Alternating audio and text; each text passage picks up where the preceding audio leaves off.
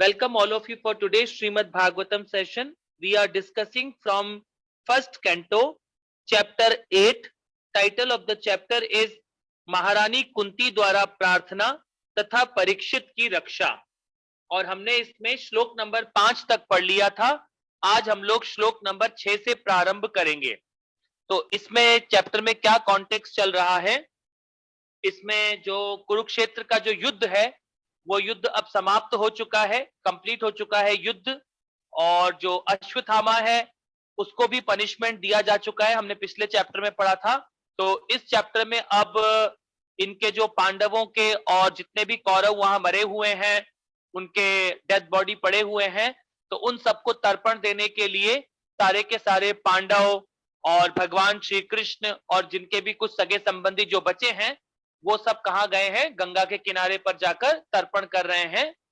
और भगवान चाहते थे कि जब भी भगवान इस तरह धर्म की स्थापना करते हैं, भगवान चाहते थे कि मैं जो धर्मराज युधिष्ठिर हैं उनको इसकी गद्दी पर बिठाऊं ताकि वो क्या हो सके, आत्माओं के लिए सही डिसीजन ले सकें।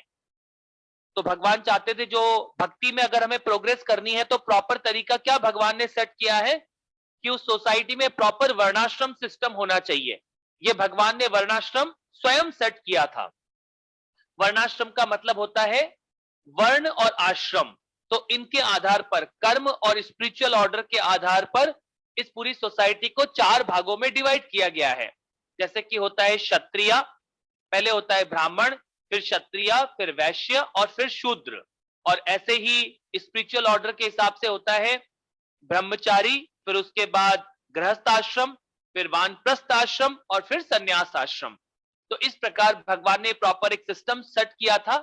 तो उसी लिए पहले क्या होता था, ब्राह्मणों की बहुत इंपॉर्टेंस होती थी, क्योंकि ब्राह्मण क्या करते हैं, पठन पाठन यजन याजन दान प्रतिग्रह।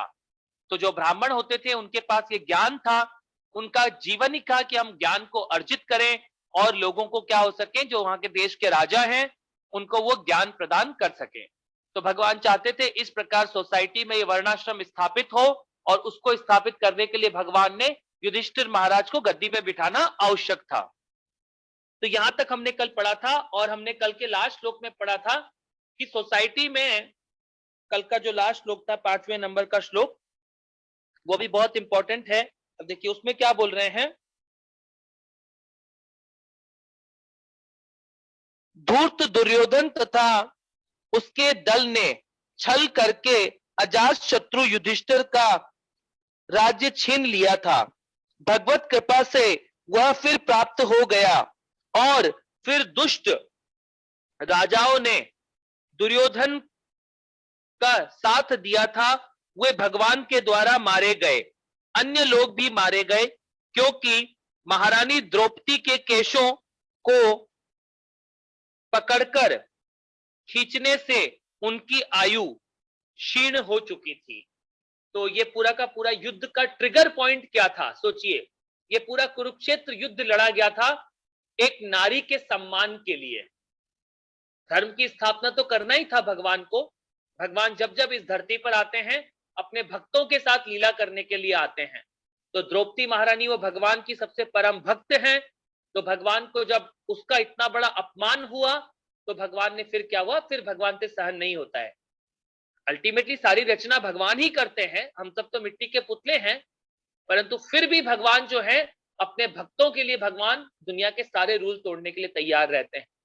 तो इसलिए बोलते हैं हम अगर भगवान के भक्त बन जाएंगे इस जीवन में, और भक्त कैसे बनेंगे, अगर इस भगवान के नाम को, जो ये हरे कृष्ण महामंत्र है, इस महामंत्र को अगर आप विदाउट अपराधों के जप करना प्रारंभ कर देंगे, तो 10 प्रकार के नाम अपराध होते हैं, अगर उन सारे अपराधों को हम धीरे धीरे हमारे जीवन से निकालते चले जाएं और हम शुद्ध नाम का जप करेंगे, तो इसी एक मनुष्य जीवन में हम अपने भगवान के पास, कृष्ण के पास, रियल स्पिरिचुअल वर्ल्ड में हम लोग पहुंच के भगवान की सेवा में लग जाते हैं। जो हमारी ये मटेरियल कॉन्शियसनेस है ये कंप्लीट कृष्णा कॉन्शियस हो जाती है। और कल के श्लोक में ही हमने पढ़ा था कि भगवान क्यों चाहते थे ये, कि भगवान बता रहे गौरवपूर्ण दिनों में कलयुग के आगमन के पूर्व भगवान ने 5 प्रकार के ऐसे लोगों के नाम बताए थे जिनकी हमें रक्षा करनी होती है। उसमें था ब्राह्मण, गाय, स्त्री, बालक तथा वृद्ध पुरुषों की समुचित रक्षा की जाती थी। तो इसीलिए ये जो भगवान चाहते थे कि मैं युधिष्ठिर महाराज को गद्दी पे बिठाऊं, ताकि क्या हो सके, अगर इन सब की रक्षा प्रॉपरली होगी, जैसे कि हमने समझा था, सबसे पहले ब्राह्मणों की रक्षा होनी चाहिए, गायों की रक्षा होनी चाहिए, जो माताएं होती हैं स्त्रियों की रक्षा होनी चाहिए, बालकों की रक्षा होनी चाहिए, छोटे बच्चों की, और वृद्ध पुरुषों की। इस प्रकार इन सब की अगर हम रक्षा करते हैं, क्योंकि इनको रक्षा की आवश्यकता होती है, अगर ये सब रक्षा नहीं होगी इन सब की, तो ये पूरी सोसाइटी क्या हो जाएगी, डिस्टरबेंस हो जाएगी, पूरी सोसाइटी आपकी डिस्टर्ब रहेगी। इसीलिए अब सोसाइटी में देखिए, हम इन सब की रक्षा नहीं कर रहे हैं। जैसे कि ब्राह्मणों को हमने सोसाइटी से निकाल दिया है, ब्राह्मणों को हम पैरासाइट समझने लगे हैं, गायों को दिन दहाड़े हम लोग काट रहे हैं, मीट खा रहे हैं गायों का, और इस प्रकार हम स्त्रियों के साथ गलत व्यवहार होता है, हम देखते हैं किस प्रकार उनको सब परेशान करते हैं, और छोटे बच्चों के साथ और वृद्ध पुरुषों के साथ, ये सब अगर होता रहेगा सोसाइटी में, तो ये सोसाइटी कैसी हो जाएगी, ये एक रहने के लिए, एक मनुष्य के रहने के लिए नहीं रही है अब ये सोसाइटी। तो ये सोसाइटी में अगर हम इन सब की रक्षा करते हैं, अगर आप चाहें तो अपने पर्सनल लेवल पे हम लोग इन सब कार्यों को कर सकते हैं, तो आप देखिएगा भगवान श्री कृष्ण एटलीस्ट आपका जीवन कितना सुंदर हो जाएगा। तो हमें प्रयास करना चाहिए इन सब चीजों का, क्योंकि भागवतम इसलिए पढ़ रहे हैं कि हम अपने जीवन में वैष्णव बन सकें, और हम इन प्रिंसिपल को फॉलो करके भगवान के हरिनाम को इस कलयुग में ध्यान पूर्वक जप कर सकें, और इसी एक मनुष्य लाइफ में हम हमारे जो हमारा मेन कर्तव्य है उसको हासिल कर सके। अब हम श्लोक नंबर 6 पे आते हैं। श्लोक नंबर 6 का ट्रांसलेशन एंड सॉरी परपोर्ट पढ़ने के लिए मेरे साथ आ जाइए। कौन पढ़ेंगे?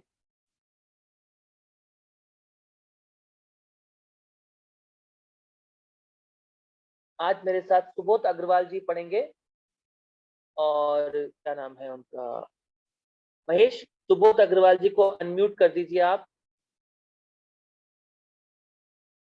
महेश, सुबोध अग्रवाल जी को अनम्यूट कर दीजिए। सुबोध प्रभु, तो मैं पहले अभी श्लोक पढ़ूंगा, उसके बाद मैं ट्रांसलेशन पढ़ूंगा, आप उसका परपोर्ट पढ़िएगा। देखिए अब क्या बोल रहे हैं भगवान। याजयित्वा श्रवे ये त्रिभिरु तत् कल्पके तद्धस्य पावनम दिशु शत मन्योरी वात नीत। अब वो बोल रहे हैं, भगवान श्री कृष्ण ने महाराज युधिष्ठिर से 3 श्रेष्ठ अश्वमेघ यज्ञ संपन्न कराए, और इस तरह उनकी पवित्र ख्याति तो यज्ञ करने वाले इंद्र की तरह ही सर्व दिशाओं में फैल गई। तो जो भगवान ने युधिष्ठिर महाराज से 3 यज्ञ करवाए हैं, अश्वमेघ यज्ञ करवाए हैं, ताकि क्या हो सके, जो युधिष्ठिर महाराज की ख्याति है वो पूरे संसार में फिर से स्थापित हो सके। तो इसके तात्पर्य में हम देखते हैं तो भगवान क्या समझाना चाह रहे हैं। तो वो प्रभु आप तात्पर्य पढ़िए। जी प्रभु, तात्पर्य भाई श्रील प्रभुपाद। जय श्रील प्रभुपाद। यह महाराज युधिष्ठिर द्वारा अश्वमेघ यज्ञ संपन्न किए जाने की भूमिका जैसी है। स्वर्ग से राजा इंद्र के साथ महाराज युधिष्ठिर की तुलना महत्वपूर्ण है। स्वर्ग के राजा अपने ऐश्वर्य में महाराज युधिष्ठिर की अपेक्षा हजारों गुना बढ़कर है, तो भी युधिष्ठिर महाराज की ख्याति कम ना थी। इस कारण यह कि महाराज युधिष्ठिर भगवान के शुद्ध भक्त थे, और भगवत कृपा से ही वे स्वर्ग के राजा इंद्र के तुल्य थे। यद्यपि उन्होंने 3 यज्ञ संपन्न किए, जबकि स्वर्ग के राजा ने पूरे 100 यज्ञ किए थे। यह भगवत भक्त का विशेष अधिकार है। भगवान सबों पर संभाव रखते हैं, लेकिन भगवत भक्त अधिक महिमावान होता है, क्योंकि वह सदैव महानतम के संपर्क में रहता है। सूर्य की किरणों के समान सूर्य की किरणें समान रूप से विपरीत होती हैं, तो भी कुछ ऐसे स्थान रह जाते हैं जहां सदैव अंधेरा रहता है। यह सूर्य के कारण नहीं अपितु ग्राह्यता की कमी के कारण है। इसी प्रकार से भगवान के 100% भक्त हैं, उन्हें भगवान की पूर्ण कृपा प्राप्त होती है, यद्यपि जो सर्वत्र सदैव समान रूप से वितरित होती है।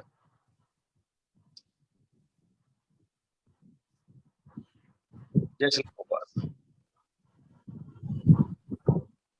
हरे कृष्ण प्रभु, बहुत बहुत अच्छा, आपने बहुत अच्छे से पढ़ा, आपका बहुत धन्यवाद। तो यहाँ पे जो युधिष्ठिर महाराज हैं वो भगवान के प्योर डिवोटी हैं। तो प्योर डिवोटीज के लिए क्या भगवान बता रहे हैं, इवन दो जो इंद्र हैं उन्होंने 100 अश्वमेध यज्ञ किए, युधिष्ठिर महाराज ने सिर्फ 3 अश्वमेध यज्ञ किए, फिर भी युधिष्ठिर महाराज की ख्याति कैसी थी, वो इसी प्रकार थी जैसे इंद्र की ख्याति है। इस प्रकार भगवान बता रहे हैं कि भगवान अपने परम डिवोटीज के लिए, प्योर वैष्णवों के लिए दुनिया में कुछ भी कर देते हैं भगवान, ताकि क्या हो सके, इस धरती पर प्योर वैष्णव क्या हो सके। जब प्योर वैष्णव इस सोसाइटी को लीड करते हैं तो क्या होता है, पूरी सोसाइटी में सब खुश हो जाते हैं। तो जब प्रभुपाद जी, देखिए प्रभुपाद का जीवन, प्रभुपाद ने अमेरिका में जाकर अमेरिकन को, रशियन को, जापानीज को, चाइनीज को, सबको खुश कर दिया दुनिया में। जब भी हम भगवान के प्योर वैष्णवों के टच में रहेंगे तो हमारा जीवन कैसा हो जाएगा, हमारा जीवन भी मंगलमय और खुशी जीवन हो जाएगा। तो इसके बाद अगले श्लोक में देखते हैं हम। अगला श्लोक में 7वें नंबर का श्लोक पढ़ता हूं और मेरे साथ परपोर्ट पढ़ने के लिए साथ में आएंगे।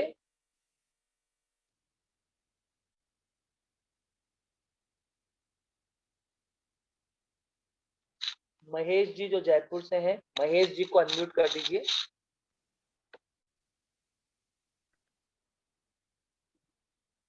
महेश जी जो जयपुर से हैं, महेश आईपेड के नाम से है, उनको अनम्यूट कर दीजिए। हाँ जी, देखिए अब देखिए भगवान आगे क्या बता रहे हैं श्लोक में।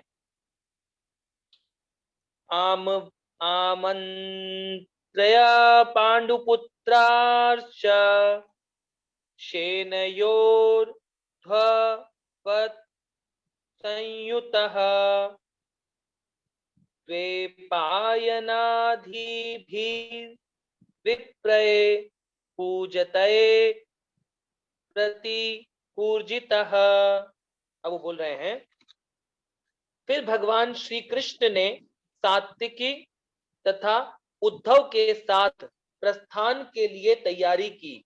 उन्होंने शील व्यासदेव आदि ब्राह्मणों से पूजित होने के बाद पांडुपुत्रों को आमंत्रित किया। भगवान ने सभी का समुचित अभिवादन किया। तो अब क्या कर रहे हैं भगवान वहां से, क्योंकि अब देखिए युद्ध खत्म हो चुका है, सारे के सारे प्रोसेस पूरे हो गए हैं, युधिष्ठिर महाराज गद्दी पर बैठ चुके हैं। अब क्या कर रहे हैं भगवान, अपने वापस द्वारका जाने की तैयारी कर रहे हैं। तो इससे रिलेटेड अब हम पढ़ेंगे, देखिए अब क्या इंसिडेंट होने वाला है। तो अब इसका तात्पर्य अशोक जी आप। हाँ जी, तात्पर्य शील प्रभुपाद द्वारा, शील प्रभुपाद की जय।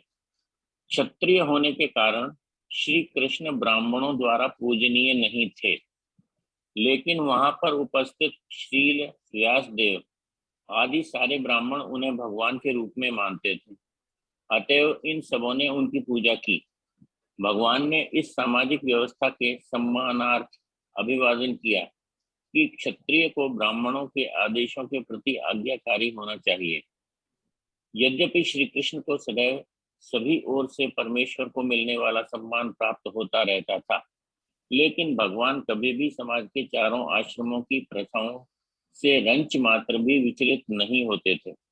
भगवान ने प्रयोजनवश इन सामाजिक प्रथाओं को संपन्न किया, जिससे भविष्य में अन्य लोग उसका अनुसरण करते रहे। हरे कृष्ण। इसीलिए बोला जाता है, देखिए भगवान एक क्या निभा रहे थे, एक रोल निभा रहे थे। भगवान पर्सनली इस धरती पर प्रेजेंट थे भगवान, और भगवान इस प्रकार सुंदर एक रोल निभा रहे हैं। तो जो भी भगवान ने जितने भी सिस्टम क्रिएट किए हैं, भगवान ने अपने सिस्टम को कभी नहीं तोड़ा। क्या होता है, यद यद आचरति श्रेष्ठस, अगर भगवान तोड़ते तो क्या करेंगे, दुनिया के लोग भी उन सिस्टम्स को तोड़ेंगे। तो भगवान ने भी पहले क्या किया है, अच्छे से इस वर्णाश्रम को फॉलो करके दिखाया। इवन तो भगवान क्षत्रिय कुल के हैं, परंतु वो तो भगवान है। वेद व्यास जी और इन सबको तो पता था, इवन कुंती महारानी, इन सबको पता था कि सुप्रीम भगवान हमारे बीच में रह रहे हैं। तो इन्होंने क्या किया, जब भगवान जा रहे थे तो भगवान का उसी प्रकार, जिस प्रकार भगवान की आरती होती है, भगवान का वंदन होता है, उसी प्रकार ये सब लोग भगवान का वंदन करने लगे। और भगवान तो सुप्रीम है, फिर भी भगवान ये सारे के सारे रोल निभा रहे थे उस समय पर, जिस प्रकार एक नॉर्मल व्यक्ति निभाता है, उस प्रकार भगवान ने भी इस प्रकार सारे रोल को यहाँ पर निभा रहे थे। अब इसका अगला श्लोक पढ़ते हैं हम। अगला श्लोक पढ़ने के लिए मेरे साथ में आएंगे।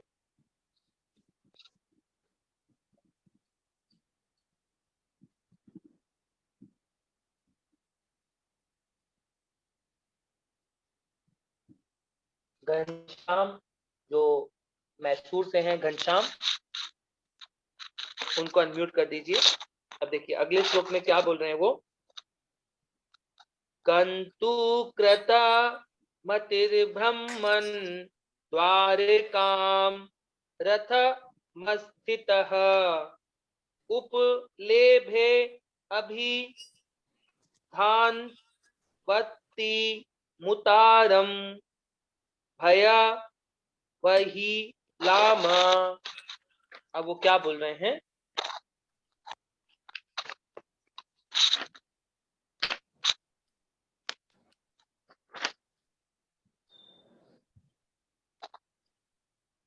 जो ही वो द्वारका प्रस्थान के लिए रथ पर सवार हुए, क्यों ही उन्होंने भयभीत उत्तरा को तेजी से उनकी ओर आते हुए देखा।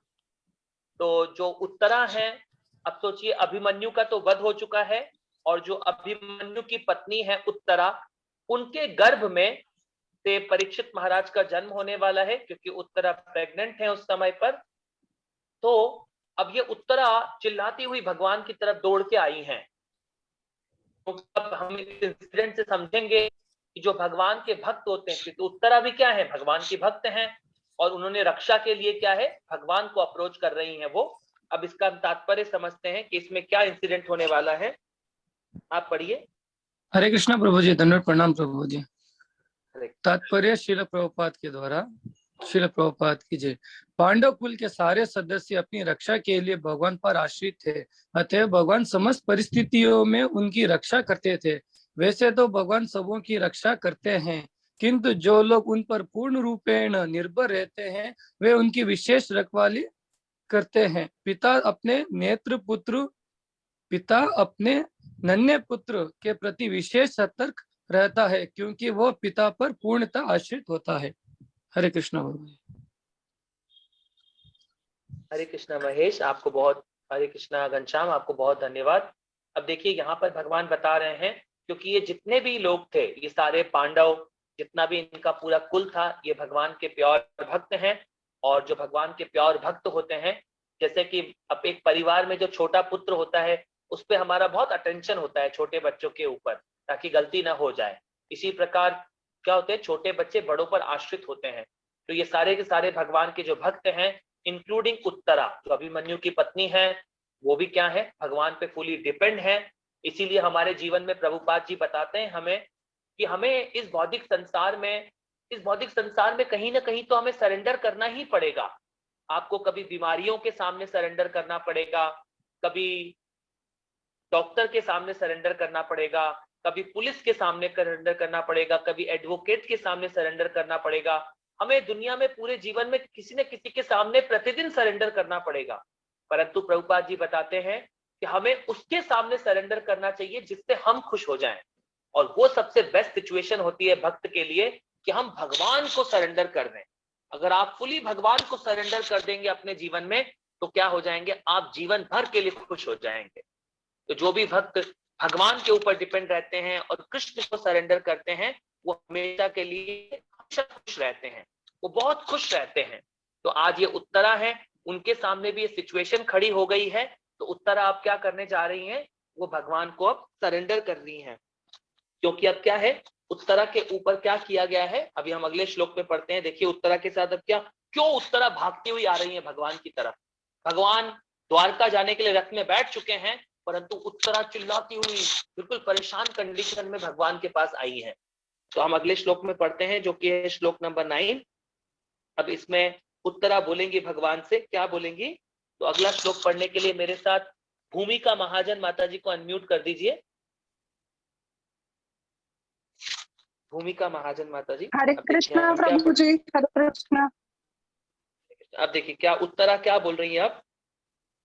उत्तरो वाचा पाहि पाहि महायोगेन देव देव जगत्पतये नान्यं त्वदभयं पश्चे यत्र मृत्यो परस्परम।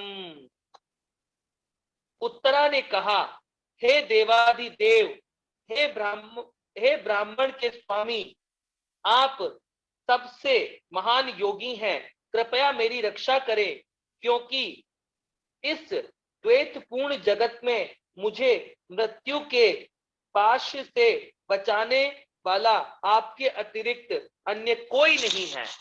तो अब उत्तरा भगवान के सामने आ गई हैं और वो बोल रही हैं कि मुझे इस जन्म और मृत्यु के चक्र से बचाने वाला और कोई नहीं है।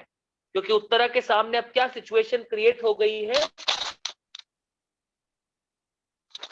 उत्तरा के सामने क्या सिचुएशन क्रिएट हो गई है, उत्तरा के सामने अभी क्या है, हम अभी अगले श्लोक में देखेंगे कि उत्तरा के ऊपर एक बहुत बड़ा सा जो विस्फोटक होता है, जो एक बहुत बड़ा सा गोला है, वो उत्तरा की तरफ प्रहार के लिए आगे बढ़ता आ रहा है। तो उत्तरा अब भगवान से इस तरह प्रार्थना कर रही हैं। उत्तरा देखिए भगवान से क्या बोलती हैं, माता जी, अब इसका तात्पर्य पढ़िए। हाँ जी प्रभु जी, तात्पर्य इसमें आ नहीं रहा है प्रभु जी।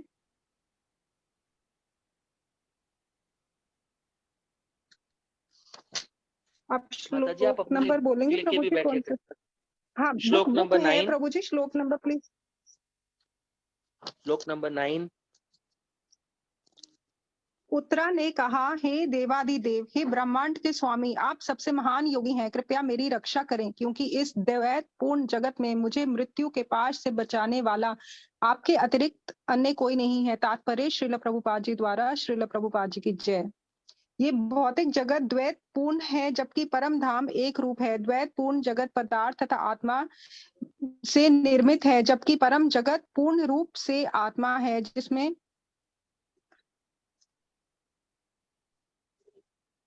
पूर्ण रूप से आत्मा है, जिसमें भौतिक गुणों का लेश भी नहीं पाया जाता। इस द्वैतपूर्ण जगत में प्रत्येक व्यक्ति झूठे ही जगत का स्वामी बनने का प्रयास करता है, जबकि परम जगत में श्री भगवान ही परम स्वामी है और अन्य सभी उनके अनन्य सेवक हैं। द्वैतपूर्ण जगत में प्रत्येक व्यक्ति अन्य सबसे ईर्ष्या करता है और पदार्थ तथा आत्मा के द्वैत अस्तित्व के कारण मृत्यु अपरिहार्य है। शरणागत जीव के लिए श्री भगवान ही एकमात्र अभयदाता हैं। श्री भगवान के चरण कमलों की शरण ग्रहण किए बिना कोई भी इस भौतिक जगत में अपने आप को मृत्यु के क्रूर पंजे से नहीं बचा सकता। हरे कृष्णा प्रभु जी। हरे कृष्ण माता जी। तो देखिए ये बहुत सुंदर श्लोक है। इसमें हरे कृष्ण, इसमें उत्तरा भगवान से प्रार्थना कर रही हैं और बता रही हैं कि ये जो मिट्टी का संसार है, ये किससे बना है। देखिए हमारा शरीर किससे बना है, ये 24 तत्वों के, इसमें मिट्टी के 24 तत्व हैं, ये भौतिक संसार के 24 तत्व हैं। इसमें एक आत्मा होती है और एक परमात्मा होते हैं। तो ये पूरा भौतिक संसार इस तरह बना है। परंतु जो स्पिरिचुअल वर्ल्ड है, जो भगवान का धाम है, वो पूरा का पूरा किससे बना है, वो पूरा का पूरा आत्मा के, जो जिससे आत्मा बनी है, पूरा का पूरा स्पिरिचुअल वर्ल्ड वैसा है। इसीलिए उस धाम को क्या बोलते हैं, चिन्मय धाम। वो सच्चिदानंद, वो इटर्नल प्लेस है भगवान का धाम, और आप भी उस इटर्नल प्लेस से हैं। तो ये भौतिक संसार में तो ये जैसे मिट्टी का शरीर है, फिर मिट्टी में मिलने वाला है। तो उत्तरा भगवान से अब दौड़ती हुई आ रही है कि आप मेरी रक्षा करिए भगवान, क्योंकि अब क्या है, उसके पीछे ब्रह्मास्त्र पड़ा हुआ है, ब्रह्मास्त्र छोड़ दिया गया है उत्तरा के गर्भ के ऊपर। तो अब वो चाहती हैं उत्तरा, वो भगवान का सहारा ले रही हैं कि भगवान आप क्या कर सकते हैं, आप ही मेरी इस कंडीशन में रक्षा कर सकते हैं और मेरी कोई रक्षा नहीं कर सकता है। तो इसके अगले श्लोक को हम लोग कल से पढ़ेंगे, समय पूरा हुआ है। हम श्लोक नंबर 10 कल से पढ़ना प्रारंभ करेंगे।